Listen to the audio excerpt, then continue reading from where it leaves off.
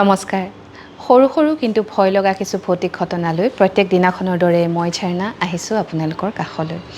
আজি লৈ আহিছোঁ শনিবৰীয়া বিশেষ এক ভৌতিক অভিজ্ঞতা যিটো পল্লৱী কাশ্যপে গুৱাহাটীৰ পৰা লিখি পঠিয়াইছে তেওঁৰ লগত কি ঘটিছিলে সবিশেষ কোৱাৰ আগতে আপোনালোকক অনুৰোধ কৰিছোঁ যদিহে আপুনি মোৰ ইউটিউব চেনেলটো এতিয়াও ছাবস্ক্ৰাইব কৰা নাই যদি বেয়া নাপায় ছাবস্ক্ৰাইব কৰি থ'ব ইনষ্টাগ্ৰামত থকা একাউণ্টটো ফ'ল' কৰিবলৈ নাপাহৰিব আৰু ফেচবুকৰ পেজখন যদি এতিয়ালৈকে ফ'ল' কৰা নাই তাকো কৰি থ'ব যাতে মোৰ নতুন ভিডিঅ' অহাৰ লগে লগে আপোনালোকে এটা নটিফিকেশ্যন পায় এতিয়া আগবাঢ়ো পল্লৱীৰ অভিজ্ঞতাৰ ফালে এই ঘটনা অৱশ্যে পল্লৱীৰ নহয় পল্লৱীৰ দেউতাকৰ লগত ঘটিছিলে 1975-76 চনৰ কথা তেতিয়া পল্লৱীৰ দেউতাক এজন ডেকা আৰু তেওঁলোকৰ গাঁৱত ঘটিছিলে এই ঘটনাটো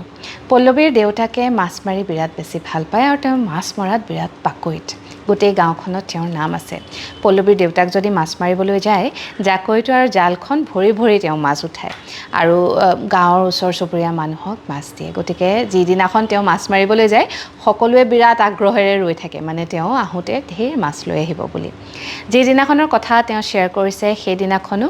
তাৰ আগদিনাখন ৰাতি মানে সন্ধিয়াৰ সময়ত তেওঁ বন্ধুজনৰ লগত কথা পাতি আছে যে কাইলৈ পুৱতি নিশা আমি মাছ মাৰিম এনেও মাছৰ উজান উঠিছিলে বোলে গৰমৰ দিন গতিকে সেইদিনাখন তেওঁলোকে মাছ মৰাৰ কথা আৰু পল্লৱীৰ দেউতাকৰ বন্ধুজনীও মাছ মাৰি বিৰাট বেছি ভাল পায় তেওঁলোকৰ ঘৰটো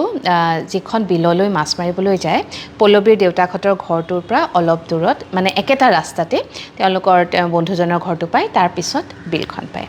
গতিকে তেওঁলোকে সিদ্ধান্ত ল'লে যে যিজনে আগতে সাৰ পাব তেওঁ গৈ আনজনক জগাই মাছ মাৰিবলৈ বুলি যাব নিশা প্ৰায় সোনকালে ভাত পানী খাই পল্লৱীৰ দেউতাক সিদিনাখন শুইছে কিন্তু কাৰণ তেওঁ পুৱতি নিশাই উঠিব লাগিব আৰু ঠিক 3-3:30 মান বজাত তেওঁৰ ৰুমটো মানে অকণমান একাষৰীয়া ঘৰৰ বাকী ৰুমৰ লগত কানেকশ্যন নাই ভিতৰেদি এটা ৰাস্তা আছে দৰ্জা আছে কিন্তু তেওঁৰ বাহিৰলৈ ওলাই যাব পৰা এখন দৰ্জা তেওঁৰ ৰুমতে আছে আৰু সেই দৰ্জাখনতেই 3-3:30 মান বজাত তেওঁৰ বন্ধুজনে টুকুৰিয়াই ঐ উঠ মাছ মাৰিবলৈ যাওঁ বুলি মাতিছে তেতিয়া পল্লৱীৰ দেউতাকে ক'লে অলপ সময় হেৰি মই জালখনে খালৈটোৱে লৈ লওঁ সেইবুলি তেওঁ খালৈটোৱে জালখনে লৈ দৰ্জাখন খুলি ওলাই দৰ্জাখন বাহিৰৰ পৰা তলা মাৰিছে কিন্তু তেওঁ তলা মৰালৈ বন্ধুজন ৰোৱাই নাই তেওঁ আগে একদম ফুৰফুৰাই গৈ আছে পল্লৱীৰ দেউতাকে মানে খৰধৰকৈ তলা মাৰিছে আৰু লগতে কৈও আছে যে তোৰ কিয় ইমান উৎপাত লাগিছে ৰচোন এতিয়াও ভালদৰে পোহৰ হোৱাই নাই আৰু তই কিহৰ কাৰণে ইমান খৰধৰকৈ গৈছ যিহেতু গৰম দিন আছিলে 3:30 বাজিছে যদিও অলপ মানে পোহৰ এটা নোহোৱা নহয় তেওঁ ধৰিব পাৰিছে বন্ধুজন যে আগে গৈ আছে তাৰপিছত পল্লৱীৰ দেউতাকে বিৰাট খৰকৈ খোজকাঢ়ি গৈ আছে তেওঁ যিমান খৰকৈ খোজকাঢ়ে বন্ধুজন তাতকৈ দুগুণ খৰকৈ আগবাঢ়ি যায় পিছে তেওঁ দৌৰাও নাই তেওঁ দেখাত একদম সাধাৰণভাৱে খোজকাঢ়ি গৈ আছে কিন্তু তেওঁ খোজকিটা যেন বহুত ডাঙৰকৈ দিছে মানে বেনা মেলি তেওঁ গৈ আছে পল্লৱীৰ দেউতাকে মাতি গৈ আছে বহুত দূৰ গৈ পোৱাৰ পাছত তেওঁ বন্ধুজনৰ যিটো ঘৰৰ পদূলিমুখ পালেগৈ পদূলিমুখটো পাৰ হৈছেহে মাত্ৰ তেওঁক পিছফালৰ পৰা কোনোবাই মাতিছে ঐ কলৈ যাওঁ বুলি চিঞৰিছে তেতিয়া পল্লৱীৰ দেউতাকে ঘূৰি চাইছে দেখিছে বন্ধুজনৰ ঘৰৰ বাৰাণ্ডাখনত বন্ধুজন থিয়হি আছে তেওঁলোকৰ ঘৰৰ বাৰাণ্ডাৰ লাইটটো জ্বলি আছিলে গতিকে স্পষ্ট তেওঁৰ মুখখন দেখা পাইছে বন্ধুজনে তেতিয়া মানে দৰ্জা বন্ধ কৰি পল্লৱীৰ দেউতাকক অকণমান ঠাট্টাৰ সুৰত কৈছে কি হ'ল আজি অকলে মাছ ধৰাৰ পণ পাতিছ যেন পাইছোঁ মানে পাং পাতিছ যেন পাইছোঁ মোক নামাতাকে যাবলৈ লৈছ যে তই ভাগ্য ভাল মই উঠিলোঁ নহ'লেতো তই অকলেই গুচি গ'লিহেঁতেন সেই বুলি কৈ তেওঁ খৰধৰকৈ মানে বাৰাণ্ডাৰ পৰা নামি আহিছে সেই দৃশ্য দেখাৰ লগে লগে পল্লৱীৰ দেউতাক অবাক তেওঁ সন্মুখত দেখিছে নিজৰ বন্ধুজন গৈ আছে তেওঁ বাওঁহাতে যিঘৰ মানুহ আছে মানুহৰ চোতালত যিজন মানুহ দেখিছে সেইজনো তেওঁৰ বন্ধুজনেই এতিয়া কাক বিশ্বাস কৰিব কোনজন আচলতে তেওঁৰ আচল বন্ধু সেই দৃশ্য দেখাৰ লগে লগে পল্লৱীৰ দেউতাক থৰথৰকৈ কঁপিছে আৰু এনেও গৰমৰ দিন আছিলে তেওঁ ঘামি জামি অৱস্থা নাই তাৰপিছত তেওঁৰ বন্ধুজনে ধৰিব পাৰিছে যে মানুহজন কিবা এটা কাৰণত মানে অস্থিৰ হৈ আছে সেইবুলি ওচৰ চাপি আহি গাত ধৰি তেওঁ অকণ জোকাৰি দিছে কি হ'ল তোৰ তই কিয় এনেদৰে থিয় হৈ আছ তেতিয়া পল্লৱীৰ দেউতাকে ক'লে তই দেখোন অলপ আগতে মোক মাতি উলিয়াই আনিছ আৰু আগে শুৱাছা তই দেখোন গৈ আছ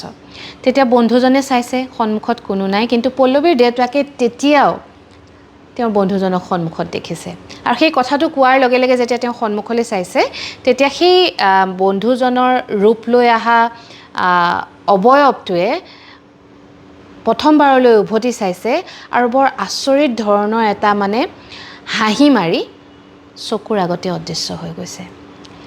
সেই দৃশ্য দেখাৰ পাছত পল্লৱীৰ দেউতাক মানে ৰ'ব পৰা নাই, তেওঁ থৰথৰকৈ কঁপিছে আৰু বন্ধুজনৰ গাত ঢলি পৰিছে। তেতিয়া পল্লৱীৰ দেউতাকৰ বন্ধুজনে ধৰিব পাৰিছে যে কিবা এটাতো ঘটিছে তেওঁৰ লগত। তেতিয়া ক'লে, ঠিক আছে, এটা কাম কৰোঁ, আজি আমি মাছ মাৰিবলৈ নাযাওঁ, ব'ল মই তোক ঘৰত থৈ আহোঁ। সেই বুলি কৈ তেওঁ মানে ধৰি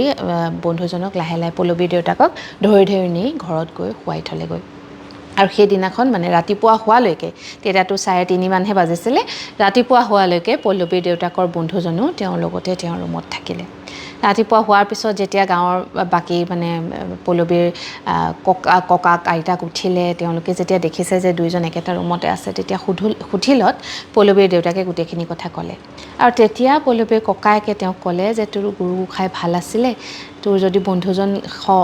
মানে একদম ঠিক সময়ত ওলাই নাহিলেহেঁতেন ঘৰৰ পৰা, বৰ ডাঙৰ বিপদ ঘটিলেহেঁতেন। এনেকুৱা ঘটনা আমি বহুত শুনিছোঁ। ইয়াক বাক বুলি কয়, আচলতে ঘোঁৰাপাক বুলিও কয় বহুতে।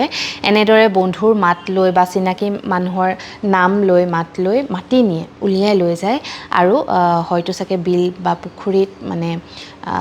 কেতিয়াবা বৰ ডাঙৰ অঘটন হয়, মানুহৰ মৃত্যু হোৱাও আমি শুনিছোঁ। বহু ঘটনা মোলৈ ইতিমধ্যে বহুতে শ্বেয়াৰ কৰিছে। এই ঘটনা আছিলে পল্লৱীৰ দেউতাকৰ 1975 নে 74 চনতে ঘটা ঘটনা, বহু পুৰণি এটা ঘটনা। কিন্তু পল্লৱীৰ দেউতাকৰো এতিয়াও সেই কথা একদম স্পষ্ট মনত আছে। বাকৰ ঘটনা আপুনিও নিশ্চয় নুশুনা নহয়, আপোনাৰ মা দেউতাৰ পৰা, ককা আইতাৰ পৰা। যদি শুনিছে জনাবচোন, জনাবৰ কাৰণে ভিডিঅ'টোৰ তলত কমেণ্ট কৰিবলৈ নাপাহৰিব। আৰু আজিৰ এই অভিজ্ঞতাৰ জৰিয়তে গোটেই সপ্তাহটিৰ অভিজ্ঞতাৰ এই শিতান ইয়াতে সামৰিছোঁ। সোমবাৰৰ পৰা নতুন অভিজ্ঞতা লৈ আপোনাৰ কাষ চাপিম। এতিয়ালৈ আহিছোঁ, শুভৰাত্ৰি।